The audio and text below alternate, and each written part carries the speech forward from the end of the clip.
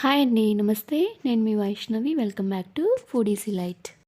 ఈరోజు మన ఛానల్లో రెసిపీ వచ్చేసి అమ్మవారికి నైవేద్యంగా పెట్టే కొబ్బరన్నం ప్రసాదంని ఎలా చేసుకోవాలో చూపించబోతున్నానండి. ఈ రెసిపీ చాలా టేస్టీగా ఉంటుంది అండ్ చేసుకోవడం కూడా చాలా ఈజీ అనమాట. మరి లేట్ చేయకుండా కమ్మనైన కొబ్బరన్నంని ఎలా చేసుకోవాలో క్విక్గా చూసేద్దామండి. ఫస్ట్ ఒక బౌల్ తీసుకొని 1 కప్పు బాస్మతి రైస్ని వేసుకోండి. బాస్మతి రైస్ లేదంటే నార్మల్ రైస్తో కూడా ఈ రెసిపీని చేసేసుకోవచ్చు అనమాట. ఇప్పుడు ఇందులో సరిపడా వాటర్ని పోసేసుకొని నీట్గా శుభ్రంగా వాష్ చేసేసుకొని వాటర్ని వంపేసి రైస్ వరకు ఒక పక్కన పెట్టేసుకోండి. రైస్ని ఉడికించుకోవడానికి ఒక గిన్నె తీసుకొని అందులో మీరు తీసుకున్న బియ్యంకి సరిపడా వాటర్ని యాడ్ చేసుకొని ఈ గిన్నెని స్టవ్ పైన పెట్టేసుకొని ఈ వాటర్ని బాగా మరిగేదాకా బాయిల్ చేసుకోవాలన్నమాట. వాటర్ మరుగుతున్నప్పుడు ఇప్పుడు ఇందులోకి కొంచెం సాల్ట్ని వేసేసుకొని ఫ్లేమ్ని సిమ్కి అడ్జస్ట్ చేసుకొని ఇందులో శుభ్రంగా కడిగి పెట్టుకున్న బియ్యం కూడా వేసేసుకోండి. బియ్యం వేసుకున్న వెంటనే ఒకసారి కలతిప్పుకొని ఫ్లేమ్ని మీడియంలో ఉంచి ఈ బియ్యం 90% కుక్ అయ్యే వరకు కుక్ చేసుకోవాలన్నమాట.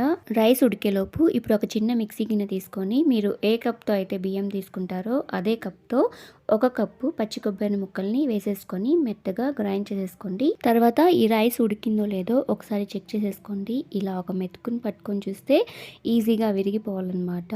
రైస్ ఉడికిపోయిన తర్వాత స్టవ్ ఆఫ్ చేసేసుకొని ఈ రైస్ని మొత్తం వాటర్ లేకుండా డ్రైన్ అవుట్ చేసేసుకోండి. వెంటనే స్టవ్ పైన ఒక కడాయిని పెట్టుకొని అందులో 1.5 టేబుల్ స్పూన్ ఆయిల్ వేసుకొని హీట్ చేసుకోండి. ఆయిల్ హీట్ అయిన తర్వాత 1 టీ స్పూన్ మినప్పప్పు, 1 టీ స్పూన్ శనగపప్పు, అలాగే ఒక హాఫ్ టీ స్పూన్ ఆవాలు, పావు టీ స్పూన్ జీలకర్ర వేసేసుకోండి.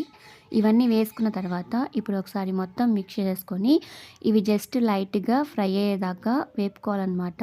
ఇవి కొంచెం ఫ్రై అయిన తర్వాత ఇందులోకి 1 టేబుల్ స్పూన్ పల్లీలు, అలాగే 1 టేబుల్ స్పూన్ జీడిపప్పును వేసుకోండి. ఇప్పుడు ఇవన్నీ పూర్తిగా వేగిపోయే వరకు ఫ్రై చేసేసుకోండి. ఇవి మొత్తం పూర్తిగా వేగిపోయిన తర్వాత ఇందులోకి 2 ఎండుమిర్చి, 1 లేదా 2 రెబ్బల కరివేపాకు, అలానే 2 పచ్చిమిర్చిని చీలికలుగా కట్ చేసుకొని వేసుకోండి. అలానే 1 టేబుల్ స్పూన్ అల్లం తరుగును కూడా వేసేసుకొని ఇవి మొత్తం పూర్తిగా ఫ్రై అయ్యేదాకా వేపుకోవాలన్నమాట. ఇవి పూర్తిగా వేగిపోయిన తర్వాత ఇప్పుడు ఇందులోకి గ్రైండ్ చేసుకున్న పచ్చి కొబ్బరి తురుము మొత్తం వేసేసుకొని వెంటనే అన్నం కూడా వేసేసుకొని అడుగు నుంచి ఈ 2 కలిసేదాకా పూర్తిగా మిక్స్ చేసేసుకొని 1 నిమిషం పాటు ఈ రైస్ని కుక్ చేసేసుకోండి. ఈ రెసిపీ మీకు నచ్చినట్లయితే తప్పకుండా ఒక లైక్ చేయండి. మీ ఫ్రెండ్స్కి, రిలేటివ్స్కి, తెలిసిన వాళ్ళందరికీ ఈ వీడియోని షేర్ చేయండి. మీరు కూడా డెఫినెట్గా ఈ ప్రసాదం రెసిపీని ట్రై చేసి మీకు ఎలా వచ్చిందో నాకు కామెంట్ చేయండి.